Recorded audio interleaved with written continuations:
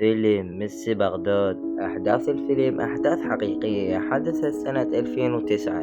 فيلم يجسد معاناة طفل عراقي اسمه محمد، وهو فقد ساقة من إيد جنود مسلحة. محمد كان محارب إعاقته، وكان السبب حتى يصير لاعب كرة قدم، وهو يسترجع حماسته من اللاعب الأرجنتيني ليونيل ميسي. تبدأ قصة الفيلم سنة 2009 بعد 6 سنوات من التحالف الدولي والعنف البشري. يتحول العراق إلى مكان غير صالح للعيش، لكن العراقيين هو شعب مقاوم ومحب للحياة، وهم كانوا متعايشين ويا الأوضاع، وأولادهم كانوا يلعبون كرة القدم بالشارع. من بين الأولاد نتعرف على طفل اسمه محمد، اللي أصدقائه كانوا يناديه حمودي، وحمودي كان يلعب وياهم وهو لابس دريس برشلونة. وفجأة وهم دا يلعبون تهجم سيارات مسلحة. وبمشهد آخر نشوف مرة وهي داخل المستشفى وهي مفزوعة، وهي تروح على زوجها اللي واقف يم محمد، ونعرف من الحادثة اللي صارت محمد انصاب وفقد ساقه، والأم تنهار وتبكي، والطبيب يقول له أنا أعطيتهم أدوية مهدئة وأنتوا تقدرون ترجعون للبيت وتنامون. وبالفعل راحوا ورجعوا للبيت. وثاني يوم نشوف كاظم وهو رايح للشغل، وأما عن مكان عمله كان في المنطقة الخضراء، ونعرف أن شغله كان مترجم لصالح الأمريكان، ويطلع وياهم المهمة وينزلون يم جامع تجاري. وكانت أكو بنية منقبة وينزعون منها نقابها، والبنية تحزن وتقول ليش يجي كاظم، أنا سويت، أنا مو بنت بلدك ومثل أختك. وبعدها يرجعون هالنقاب وهي تروح، وبعدها يروحون كاظم هو وزوجته للمستشفى حتى يطمنون على بنهم محمد.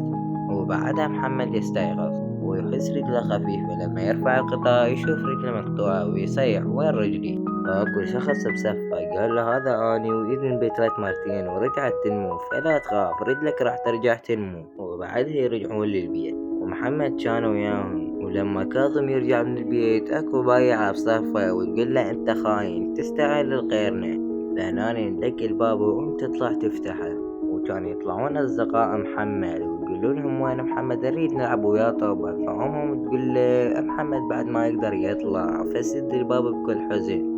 فهنا كاظم كان قاعد بصف محمد، فمحمد ضايج وكاظم يحاول انه يضحكه. وبالليل نشوف شخصين مجهولين وهم يرمون الكرات النار على بيت كاظم، فكانوا يقولوا له انت عميل وخاين.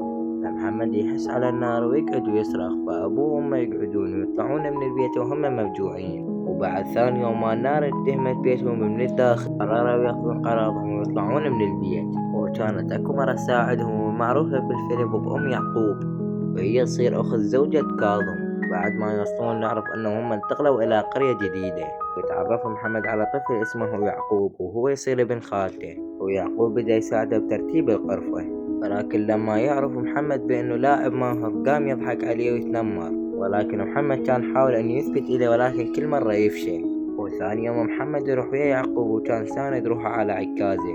راحوا للساحة اللي كانوا يلعبون بيها هو وأصدقائه، ومحمد بقى واقف ويشاهدهم من بعيد. لما تيجي الكرة يم محمد يرميها ويسجل هدف. أما محمد كان يساعد أخته ترتيب الصناديق داخل البلد. لما محمد يرجع يحكي ويا أبوه ويقول أنا اليوم خليتهم يفوزون بسببي، لكن هم راضين أن ألعب وياهم. فالأب يقول له لا تزعل، أنا عندي إليك مفاجأة، أنا سويت لك التلفزيون لكن سلك الإشارة يراد له تنصيب. ومحمد يفرح لأنه راح يقدر يشوف الدوري، وهو يصعد إلى السطح حتى يسوي التلفزيون. أما صديقه وقف الصف حتى يقدر يشاهد ويا المباراة، لأن كل اللي بالقرية ما عندهم تلفزيون. فهنا يجتمعون كل أطفال القرية حتى يشاهدون المباراة، لكن محمد وقف وقال انتوا لازم هسه تروحون لبيتكم. وقرر انه يعاملهم مثل ما هم يعاملون بما يلعبون بكرة القدم. ولكن واحد من الأطفال يقول له يعقوب خلينا نسمح له يصير ويانا حارس. فيعقوب يقول له حارس بعكاز. ثاني يوم الصبح يروحون يلعبون المباراة، ومحمد يشوفه وهو حارس، لكن كل تسديد يسددون عليه يطبون جول. ليش؟ بسبب الإعاقة كانت برجله. فمحمد يحزن ويروح للبيت، وواحد من الأطفال قرر انه يساعده ويربط له عوذة برجله المكسورة على مود توازنه بشكل ثابت. وهنا نشوف مختار القرية وهو يجي على كاظم يقول له شوي لي سمك. فيسأله ويقول له انت شنو تشتغل؟ كنت ببغداد. فيقول له انا كنت اشتغل مترجم للحكومة. فالمختار يقول له سبحان مغير الاحوال، من مترجم الا سياج سمك. وبعدها يعرض عليه انه يشتغل ويا مفكك الغام. فيقول انت راح تستلم هواية فلوس وتقدر تشتري رجل اصطناعية لابنك. لكن كاظم بقى يتأمل بابن محمد من كان عنده رجلين بدون ما تجيله إصابة. فواحد من الجهال يسأل محمد يقول له أنت شلون فقدت رجلك؟ محمد يقول له أخذت دراجة أبوي أمشي بيها سريع وجتني سيارة وكلمتني، وفجأة يجي صديق كاظم من بغداد عليه فيرحبون بي ويروحون يقعدون بالقهوة.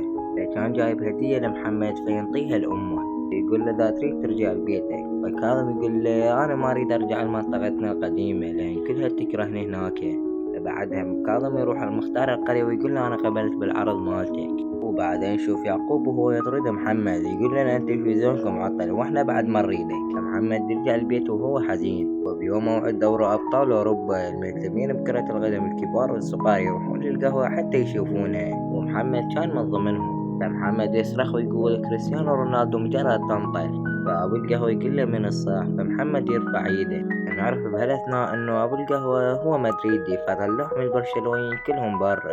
فيعقوب يعصب على محمد ويريد يضربه، ولكن بهالأثناء يطلع كاظم من البيت ويريد يضرب يعقوب لأن شافه متهجم على ابنه. وثاني يوم محمد يسرق الخريطة ويوديها ليعقوب حتى يضمها إلى الفريق، وكانت هاي الخريطة مكان الأسلحة المتخبية بيها اللي مختار القرية أنطاها إليه. فيقررون يروحون لأقرب مكان لها، فيبقون يمشون ويبتعدون من القرية مسافة بعيدة. فهنا يتعبون ويقعدون استراحة شوية. فمحمد يقول له أنا رجلي راح ترجع تنمو. فيعقوب يضحك عليه ويقول له شنو أنت شجرة حتى رجلك تنمو؟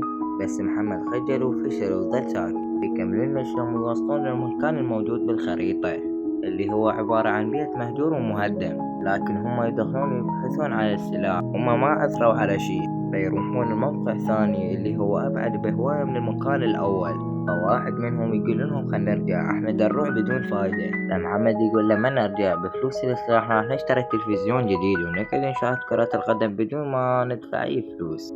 وبالفعل يكملون فيشوفون جثمان شرطي مبطوح وكان ميت، وكان السلاح بحضنه واقع.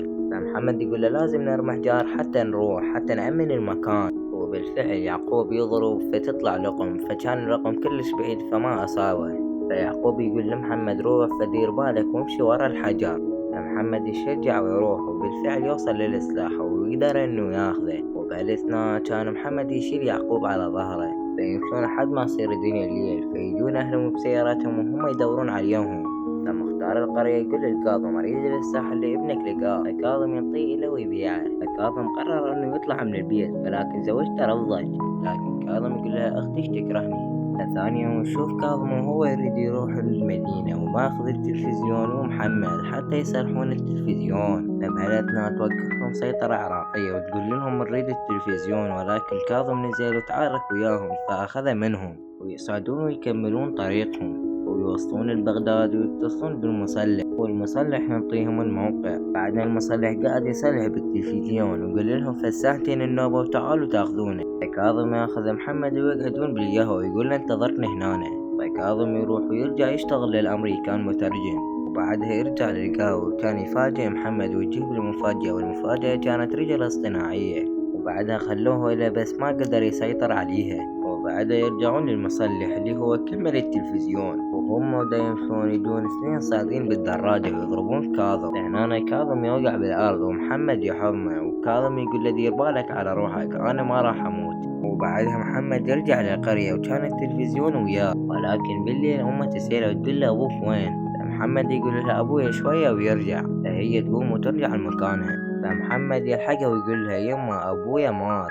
ويقول لها أنا ما قدرت إنه أساعده، ولكن محمد وأمه يحزنون. ولهنا تنتهي قصتنا لليوم. لا تنسون اللايك والاشتراك، وأي قصة تعجبكم دزوا لي إياها. أنا أخوكم أنس من العراق. ونسيت أقول لكم إنه هاي القصة قصة حقيقية أخذت سنة 2009 بين الحروب العالم ويا العراق.